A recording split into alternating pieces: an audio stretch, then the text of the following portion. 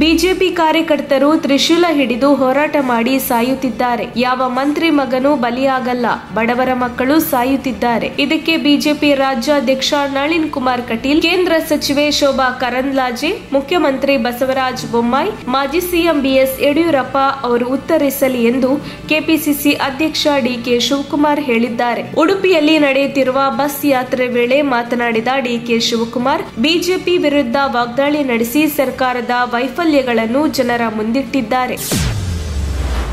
ಬಾಲಿವುಡ್ನ ಖ್ಯಾತ ನಟ ಸುನಿಲ್ ಶೆಟ್ಟಿ ರವರ ಕುಟುಂಬದಲ್ಲಿ ಶುಭ ಕಾರ್ಯ ನಡೆಯುತ್ತಿದೆ. ಅವರ ಪುತ್ರಿ ಅತಿಯಾ ಶೆಟ್ಟಿ ಈಗ ದಾಂಪತ್ಯ ಜೀವನಕ್ಕೆ ಕಾಲಿಡುತ್ತಿದ್ದಾರೆ. ಕ್ರಿಕೆಟರ್ ಕೆಎಲ್ ರಾಹುಲ್ ಜೊತೆಗೆ ಅತಿಯಾ ಶೆಟ್ಟಿ ವಿವಾಹ ನೆರವೇರುತ್ತಿದೆ. ಹಲವು ವರ್ಷಗಳಿಂದ ಇವರಿಬ್ಬರು ಪರಸ್ಪರ ಪ್ರೀತಿಸುತ್ತಿದ್ದರು. ಈಗ ಹಸೆಮಣೆ ಏರುವ ಮೂಲಕ ಅವರ ಪ್ರೀತಿಗೆ ಅಧಿಕೃತ ಮುದ್ರೆ ಬೀಳುತ್ತಿದೆ. ಮಗಳ ವಿವಾಹ ಕಾರ್ಯದ ಕೊನೆ ಕ್ಷಣದ ತಯಾರಿಯಲ್ಲಿ ಸುನಿಲ್ ಶೆಟ್ಟಿ ಬ್ಯುಸಿ ಆಗಿದ್ದಾರೆ. ಜನವರಿ 23ರಂದು ಸೋಮವಾರ ಕೆಎಲ್ ರಾಹುಲ್ ಆತಿಯಾ ಶೆಟ್ಟಿಗೂ ಮದುವೆ ನಡೆಯಲಿದೆ.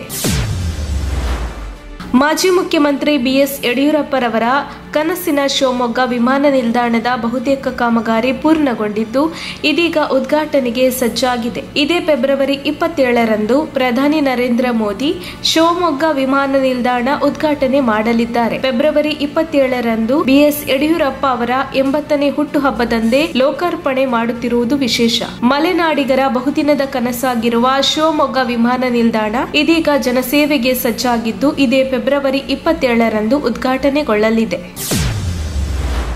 ಕೊಡಗು ಜಿಲ್ಲೆ ಮಡಿಕೇರಿ ತಾಲೂಕಿನ ಕೊಯ್ಯನಾಡು ಗ್ರಾಮದ ಏಕೈಕ ಸರ್ಕಾರಿ ಶಾಲೆ ದುಸ್ಥಿತಿಯಲ್ಲಿದೆ. 2022ರಲ್ಲಿ ಇಲ್ಲಿ ಭೂಕುಸಿತ ಸಂಭವಿಸಿ ಶಾಲಾ ಕಟ್ಟಡಕ್ಕೆ ಭಾರಿ ಹಾನಿಯುಂಟಾಗಿತ್ತು. ಆ ಸಮಯದಲ್ಲಿ ಶಾಲೆಯನ್ನು 3 ತಿಂಗಳ ಕಾಲ ಬೇರೆ ಸ್ಥಳದಲ್ಲಿ ನಡೆಸಲಾಗಿತ್ತು. ಭೂಕುಸಿತವಾಗಿ 6 ತಿಂಗಳು ಕಳೆದರೂ ಮಣ್ಣನ್ನು ತೆರವು ಮಾಡಲು ಸರ್ಕಾರ ಮುಂದಾಗಿಲ್ಲ. ಹೀಗಾಗಿ ಮಕ್ಕಳು ಇವತ್ತಿಗೂ ಪ್ರಾಣ ಭಯದಲ್ಲೇ ಪಾಠ ಕೇಳುವಂತಾಗಿದೆ ಎಂಬುದು ಪೋಷಕರಲ್ಲಿ ಆತಂಕ ಮೂಡಿಸಿದೆ.